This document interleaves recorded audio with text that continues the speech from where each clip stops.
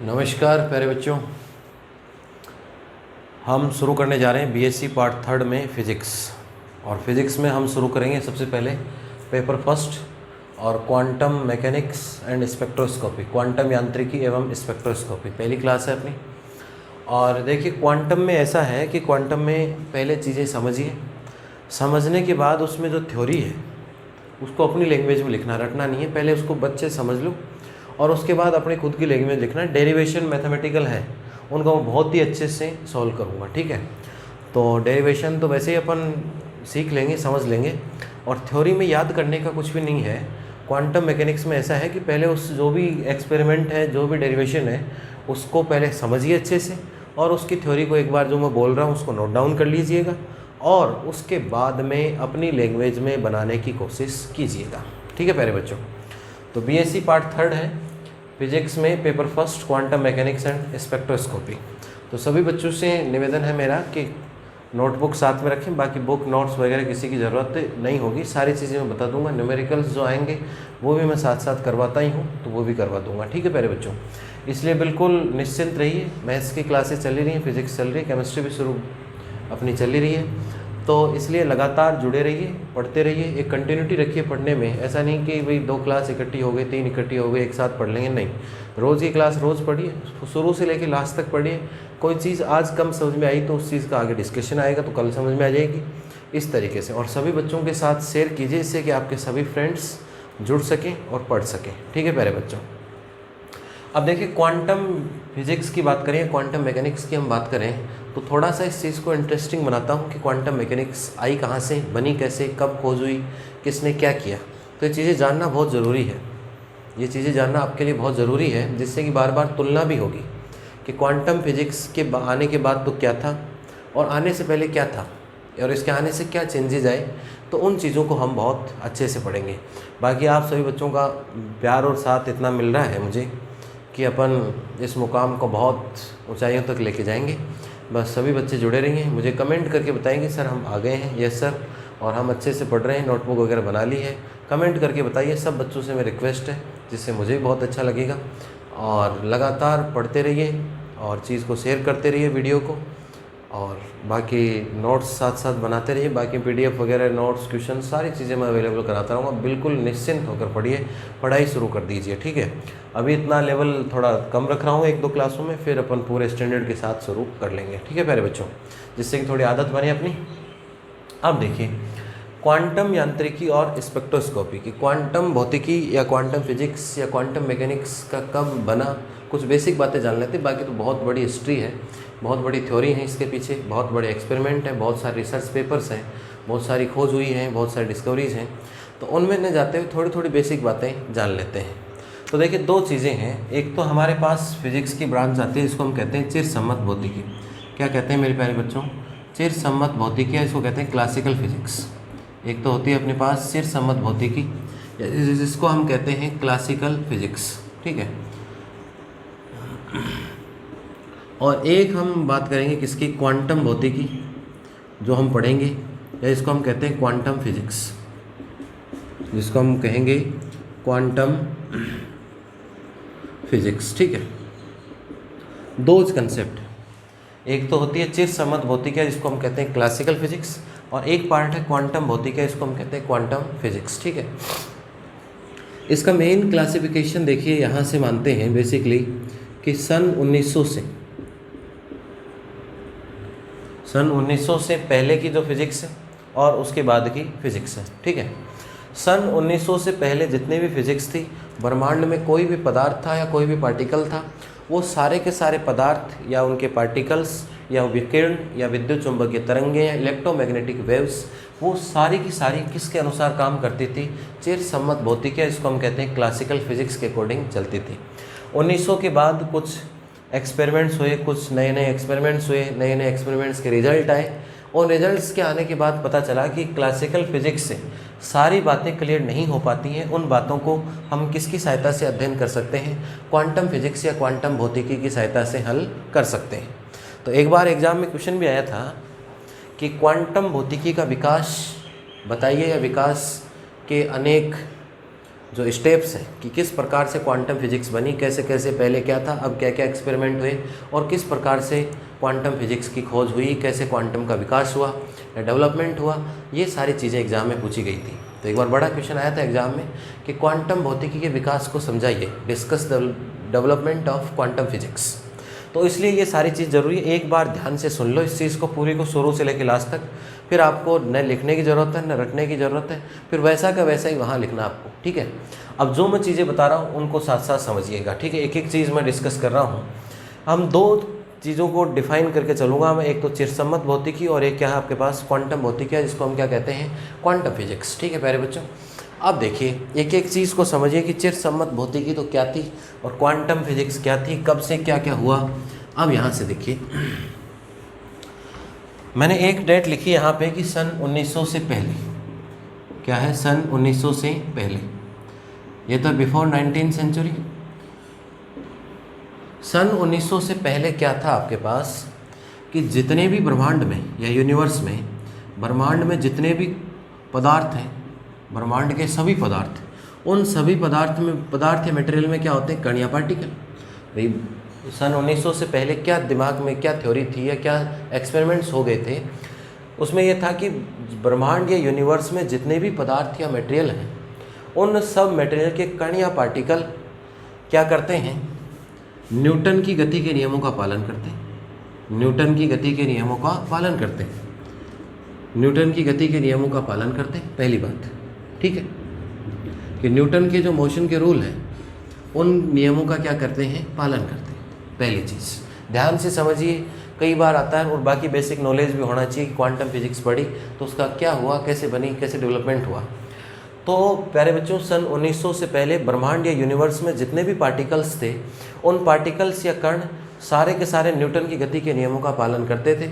All particles of materials in universe follow Newton's laws of motion, ठीक है, कि Newton की गति के नियमों का पालन करते थे। दूसरी चीज़, अगर कोई विकिरण की बात हो या विद्युत चुंबकीय तरंग की बात हो, रेडिएशन की बात हो या इलेक्ट्रोमैग्नेटिक की बात हो, तो विद्युत चुंबकीय तरंग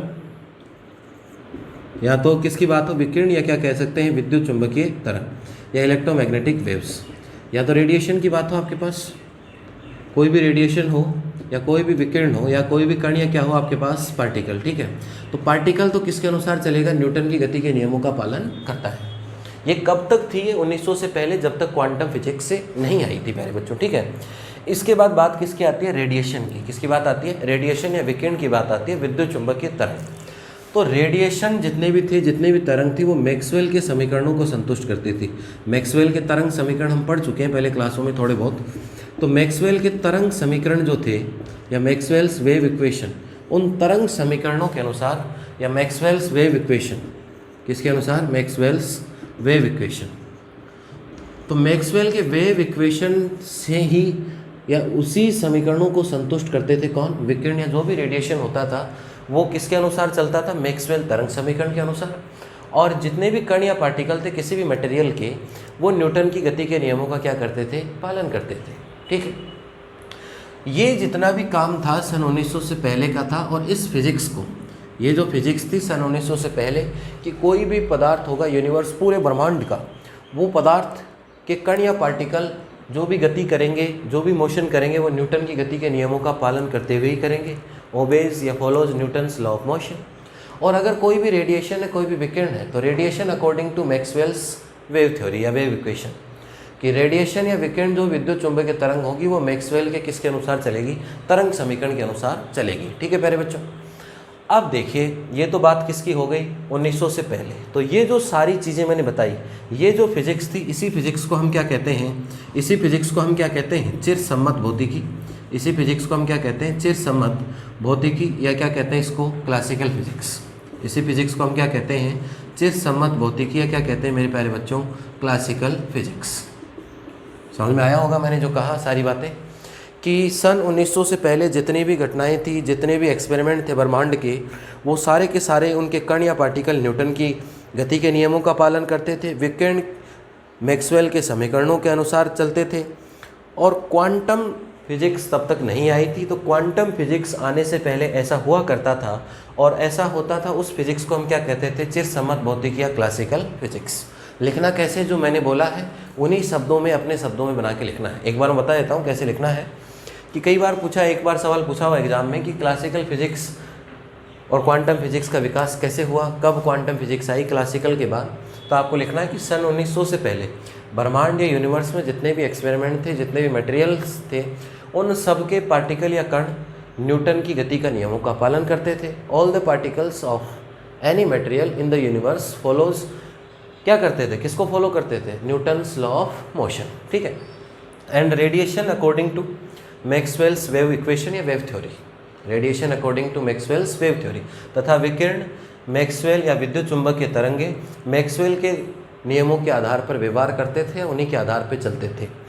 तो क्वांटम फिजिक्स के आने से पहले इस भौतिकी को चिरसम्मत भौतिकी या क्या कहते हैं, classical physics. This is called classical physics before the quantum mechanics या क्वांटम फिजिक्स। तो ये तो बात हुई मेरे प्यारे बच्चों किसकी, किसकी बात हुई, चिरसम्मत भौतिकी या किसकी बात हुई, क्लासिकल फिजिक्स। 1900 से पहले जो ये सारे काम होते थे, ये इस फिजिक्स को हम क्या कहते हैं, क्लासिकल फिजिक्स, या इसको क्या कहते हैं, चिरसम्मत भौतिकी। समझ में आ गया होगा सबको।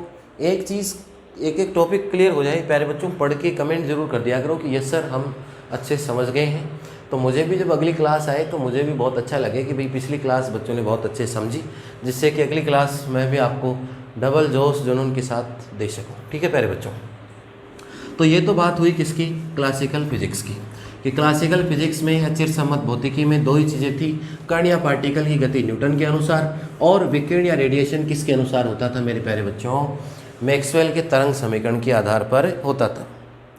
इसके बाद जैसे ही 1900 से आगे बढ़े, इसके बाद जैसे ही 1900 से आगे बढ़े, 1900 से तो पहले की कहानी थी, अब 1900 से जैसे ही आगे बढ़े तो कुछ ऐसे एक्सपेरिमेंट हुए, या वैज्ञानिक या साइंटिस्ट ने कुछ ऐसे तथ्य या कुछ ऐसे फैक्ट्स निकाले जिनको हम क्लासिकल फिजिक्स की सहायता से उनकी व्याख्या या उनको समझा सकते हैं, या उनकी एक्सप्लेनेशन अच्छे से या पूर्ण रूप से नहीं कर सकते।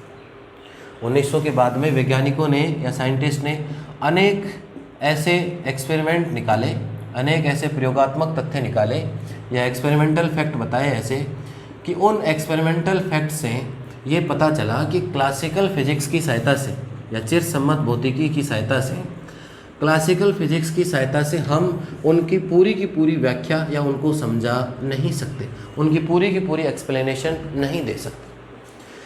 अब बोले कि इन एक्सपेरिमेंट्स की एक्सप्लेनेशन कैसे हो, भाई इन एक्सपेरिमेंट्स की एक्सप्लेनेशन कैसे दी जाए। तो भाई अनेक एक्सपेरिमेंट हो गए। अब वो एक्सपेरिमेंट कौन से हुए, जैसे कृष्णिका विकिरण के लिए एक्सपेरिमेंट हुआ, इसके अलावा कॉम्पटन का सिद्धांत आया, इसके बाद प्रकाश का विद्युत प्रभाव आया। तो अनेक एक्सपेरिमेंट हुए। जैसे एक्सपेरिमेंट कौन कौन से हुए, मोस्टली ये इनको पढ़ेंगे भी आगे, जैसे कृष्णिका विकिरण वितरण नियम या ऊर्जा वितरण नियम। इसके बाद जैसे अपने पास आया प्रकाश विद्युत प्रभाव।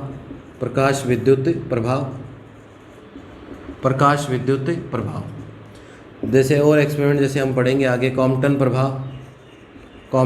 प्रभाव या कॉम्पटन इफेक्ट, इसको कहते हैं black body radiation energy distribution, black body radiation energy distribution. ठीक है, ये है ये आपके पास फोटो इलेक्ट्रिक इफेक्ट, ये क्या है आपके पास फोटो इलेक्ट्रिक इफेक्ट। इसके बाद ये है कॉम्पटन इफेक्ट।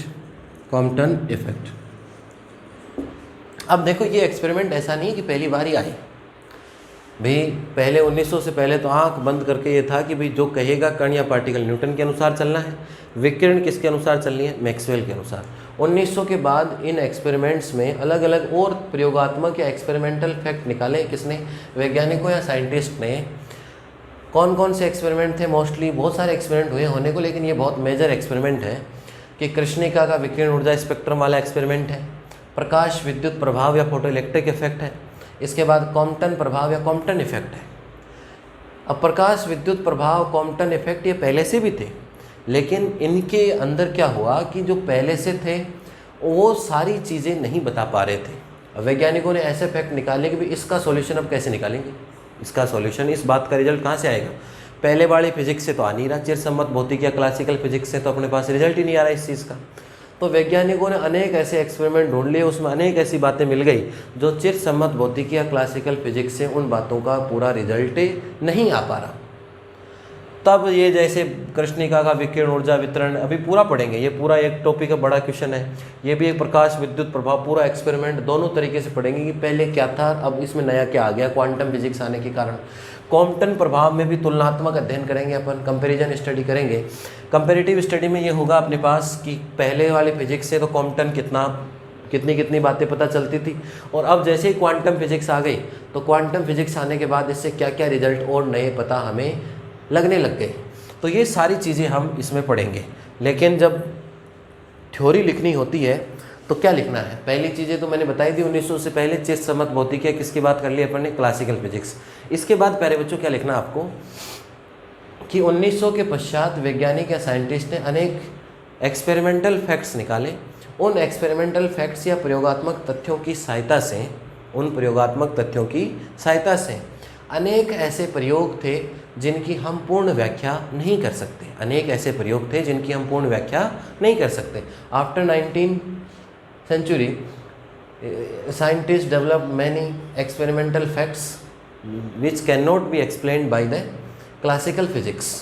अब कौन से एक्सपेरिमेंट हैं, जैसे कि कृष्णिका का विकिरण ऊर्जा वितरण नियम या प्रकाश विद्युत प्रभाव, कॉम्पटन प्रभाव, such as black body radiation energy spectrum, photo electric effect, और कौन से की बात कर रहा हूँ, कॉम्पटन इफेक्ट एटसेट्रा। तो ये लाइनें लिखती। अब भैया नए नए एक्सपेरिमेंट में नई नई बातें ढूंढ ली वैज्ञानिकों ने, और बोले कि अब इनको बोले कि पूरे रिजल्ट तो वो पहले वाली फिजिक्स कौन सी थी प्यारे बच्चों, चिरसम्मत भौतिकी या क्लासिकल फिजिक्स। अब बोले उस फिजिक्स से तो सारे रिजल्ट आ नहीं पा रहे आपके पास, तो एक नई फिजिक्स की खोज हुई। इनके जो बाकी चीज़ें रह गई, एक्सपेरिमेंट पहले भी थे ये, लेकिन पहले आधे अधूरे ही हो रहे थे उनसे। फिर बोले इन बातों को कैसे पूरा करें, ये रिजल्ट्स कैसे खोजें इनके अंदर से। तो फिर एक नई फिजिक्स आई आपके पास जिसको कहते हैं, तब किसकी खोज हुई, फिर क्वांटम भौतिकी की खोज हुई। फिर किसका काम में लिया गया, क्वांटम भौतिकी। फिर कौन सी फिजिक्स काम में आई अपने पास, क्वांटम फिजिक्स काम में। अब क्वांटम फिजिक्स की थ्योरी क्या है, बेसिक चीज़ें। क्वांटम फिजिक्स के बारे में सबसे पहले किसने अवधारणा दी, किसने अजम्पशंस बताए, किसने इसके हाइपोथेसिस बताए, क्या थ्योरीज बताई इसकी, वो सारी चीज़ें अब हम पढ़ेंगे। तो थ्योरी में ये लिखना है कि 19 या 1900 के बाद में वैज्ञानिकों ने अनेक प्रयोगात्मक तथ्य, एक्सपेरिमेंटल फैक्ट्स निकाले, और उन फैक्ट्स से चिरसम्मत भौतिकी की सहायता से इनकी पूर्ण व्याख्या नहीं हो पा रही कि बोले इसका तो चलो रिजल्ट आ गया, अब दूसरे ग्राफ का या दूसरी चीज़ का रिजल्ट कैसे आएगा। तो उस रिजल्ट को लाने के लिए पूरे एक्सपेरिमेंट हो नहीं पा रहे थे, इसलिए एक नई फिजिक्स डेवलप की गई और उसको क्या कहते हैं, क्वांटम फिजिक्स। ठीक है प्यारे बच्चों, ये थ्योरी में लिखना है, दूसरे पैराग्राफ में, पैराग्राफ चेंज करके लिखना है। इसके बाद देखिए अब क्वांटम फिजिक्स में किस आदमी ने क्या क्या काम किया उसकी बातें करते हैं। एक नाम तो आपने सुना होगा, और नाम क्या सुना होगा आपने, मैक्स प्लांक। क्या सुना होगा मेरे प्यारे बच्चों, मैक्स प्लांक। मैक्स प्लांक ने क्या नाम सुना होगा आपने, max Planck.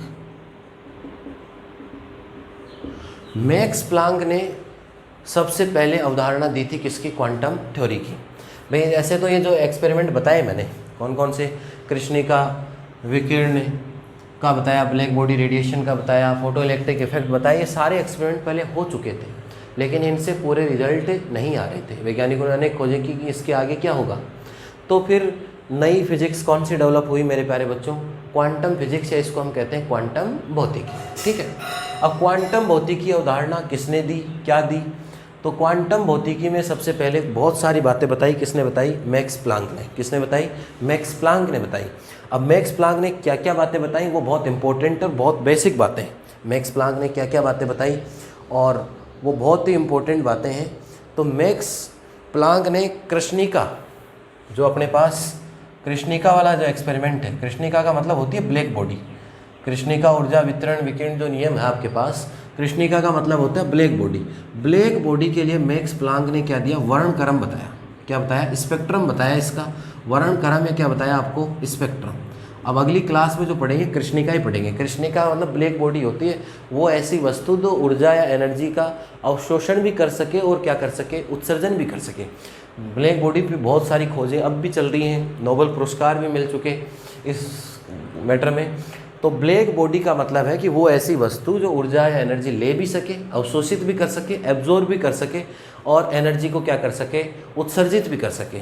A body which can absorb energy और इमिट एनर्जी, एनर्जी का क्या कर सके, इमिशन कर सके, या उस वस्तु के द्वारा ऊर्जा का क्या किया जा सके, अवशोषण, उसे हम क्या कहते हैं, कृष्णिका कहते हैं। अभी इतना ही समझिए एक बार, बाकी जब पूरा अपन आगे अगली क्लास में पढ़ेंगे तो पूरा डेरिवेशन पढ़ेंगे, परिभाषा भी लिखेंगे इसकी, तब सारी चीज़ें पढ़ेंगे। अभी एक बार ऐसे बेसिक बता रहा हूँ कि क्वांटम फिजिक्स बनी कैसे, क्वांटम फिजिक्स बनी कैसे प्यारे बच्चों, ठीक है। तो देखिए मैक्स प्लांक ने सबसे पहले थ्योरी दी, किसके बारे में दी, क्वांटम फिजिक्स के बारे में।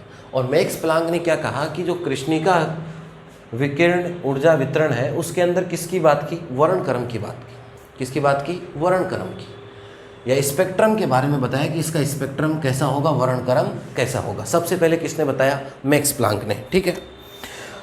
और उसने ये भी बताया कि प्लांक के अनुसार, प्लांक ने ये बताया कि कृष्णिका एक ऐसी वस्तु होगी, मैक्स प्लांक ने ऐसा बताया कि कृष्णिका एक ऐसी वस्तु होगी जो ऊर्जा का क्या करती है, ऊर्जा का क्या करती है, अवशोषण, जो ऊर्जा का क्या करती है, अवशोषण, और ऊर्जा का क्या करती है, उत्सर्जन।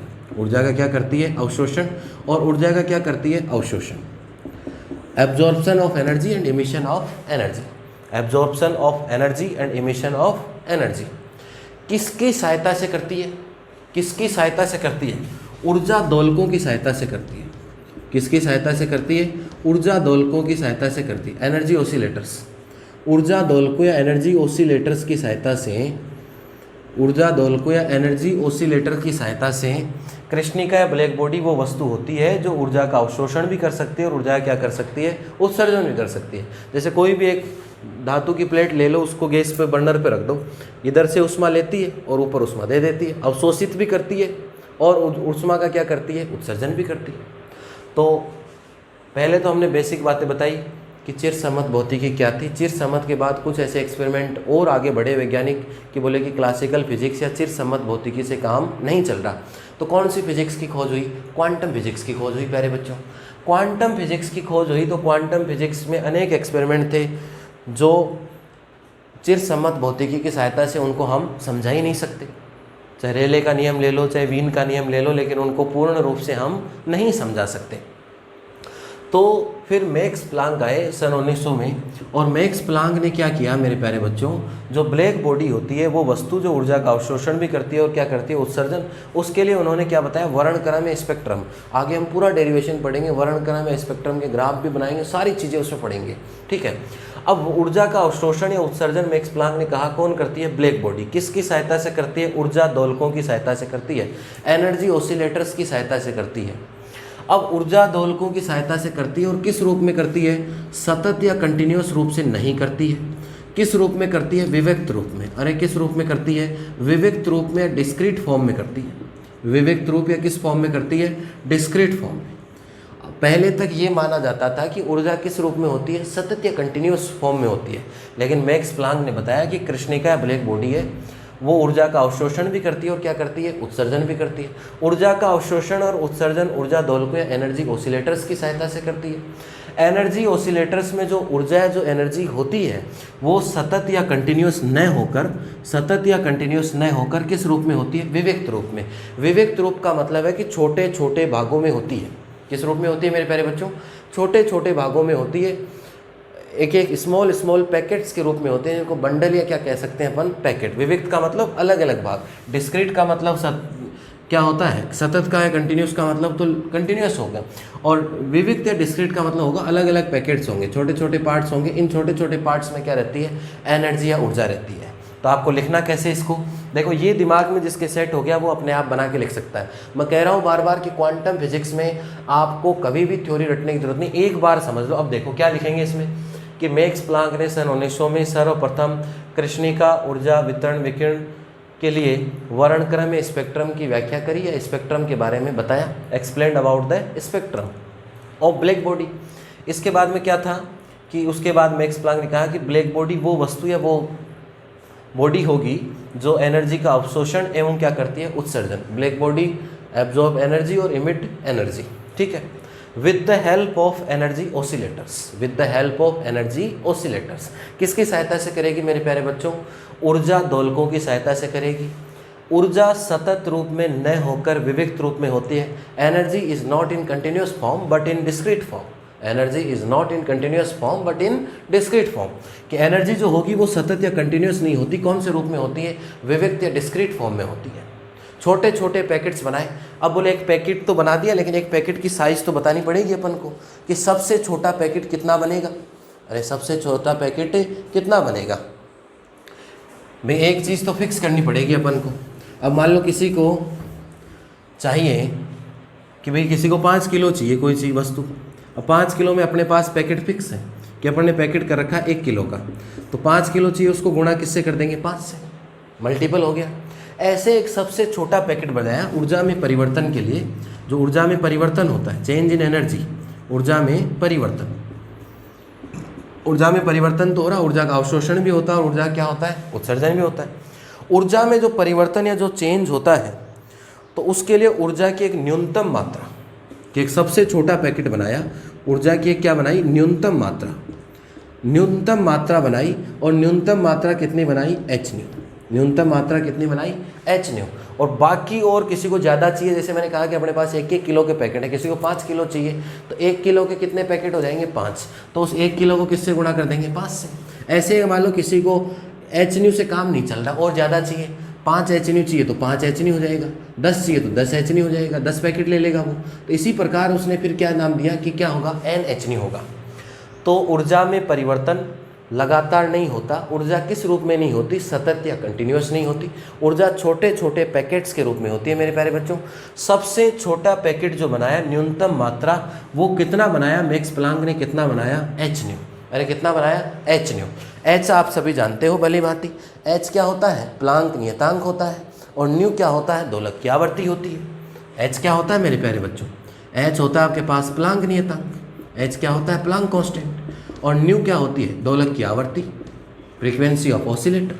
दोलक की आवृत्ति, फ्रीक्वेंसी ऑफ ऑसिलेटर। दोलक की आवृत्ति, frequency of oscillator. Frequency of क्या होगा आपके पास? ऑसिलेटर, ठीक है। दोलक की आवृत्ति है, क्या हो गया? Frequency of oscillator. एच, जहाँ एच क्या हो गया? प्लांक नियतांक या प्लांक कांस्टेंट। न्यू क्या हो गया? दोलक की आवृत्ति या फ्रीक्वेंसी ऑफ। किसी को ज़्यादा चाहिए तो क्या हो गया? एच न्यू का गुणन कर लो, 2 h न्यू ले लो, 3 ले लो, 5 ले लो, और उसको हम फिर क्या कह देते हैं? NH न्यू कह देते हैं। क्या कह देते हैं मेरे प्यारे बच्चों? NH new. थ्योरी कैसे लिखनी है यहाँ से लेके यहाँ तक की, ये बेसिक बातें क्वांटम फिजिक्स में कैसे शुरुआत हुई कि मैक्स प्लांक ने 1900 में कृष्णिका विकिरण के लिए वर्णक्रम या स्पेक्ट्रम की व्याख्या की। कृष्णिका वो वस्तु होती है जो ऊर्जा का अवशोषण भी कर सकती है और क्या कर सकती है? उत्सर्जन। ब्लैक बॉडी वो चीज़ है जो एनर्जी का एमिशन भी कर सकती है और एनर्जी एब्जॉर्ब भी कर सकती है। किसकी सहायता से करेगी? With the help of energy oscillator. ऊर्जा दोलकों की सहायता से करती है। ऊर्जा में जो परिवर्तन होगा उसकी न्यूनतम मात्रा h न्यू होती है, जहाँ h प्लांक नियतांक है। ऊर्जा में परिवर्तन की न्यूनतम मात्रा h न्यू होती है, जहाँ h क्या है मेरे प्यारे बच्चों? प्लांक नियतांक है। तथा न्यू क्या है? दोलक की आवृत्ति। Nu is frequency of oscillator. Change in energy with minimum quantity कितनी होगी? h nu, where h is Planck constant and nu is frequency of oscillator. And for more energy, इससे ज़्यादा ऊर्जा की अगर आवश्यकता है तो फिर ऊर्जा h न्यू के गुणज के रूप में होती है। ये लाइन में लिख सकते हैं, ऊर्जा h न्यू के गुणज के रूप में हो सकती है। Energy is multiple of h new which is denoted by NH new, which is denoted by NH new. उसको हम किसके द्वारा डिनोट करते हैं? NH न्यू के। ये जो चीज़ें बताई हमने, इतनी बातें, इसको कहते हैं क्वांटम का विकिरण सिद्धांत। इसको क्या कहते हैं? नीचे लिखेंगे इसके अंदर कि यह है क्वांटम का विकिरण सिद्धांत कहलाता है। यह क्वांटम का विकिरण सिद्धांत कहलाता है। यह क्वांटम का विकिरण सिद्धांत कहलाता है। It is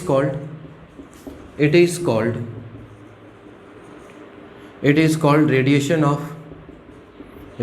theory of quantum. Radiation theory of quantum.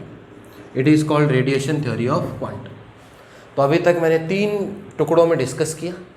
पहले हमने डिस्कस किया कौन सी फिजिक्स, चिरसम्मत भौतिकी। एक बार सुन लिया, दोबारा पढ़ लो उसको, लिखने का तरीका मैंने बता ही दिया, साथ साथ बोल भी रहा हूँ मैं, हिंदी इंग्लिश सारी चीज़ें बता रहा हूँ। इसके बाद कौन कौन से एक्सपेरिमेंट ऐसे आए जिनमें क्वांटम फिजिक्स की ज़रूरत पड़ गई, बोले इससे तो काम चल ही नहीं रहा पहले वाली फिजिक्स से।